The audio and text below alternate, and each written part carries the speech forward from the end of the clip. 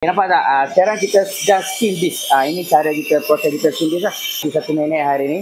Okey, hari ni orang tanya saya, bang, kalau bila kita tekan brake tu, ada keluar bunyi. Macam tu lah lebih kurang. Okey, orang tanya saya, kenapa bang boleh keluar bunyi macam tu? Okey, kat sini saya nak tunjuk salah satu contoh kenapa boleh ada bunyi macam tu. Tengok sini sikit. Okey, nampak tak? Bila ada jalur macam ni, nampak? Okay, sekarang disk dia ni kalau tengok dia makan tak rata. So kalau kita tukar brake pad baru, biasanya dia akan ada dua masalah. Satu masalah keluar bunyi, satu lagi masalah brake tak berapa nak lekat. Kadang-kadang bila brake tu rasa licin, rasa geli-geli je. Inilah puncanya. Kalau nampak lah, boleh jelas tak?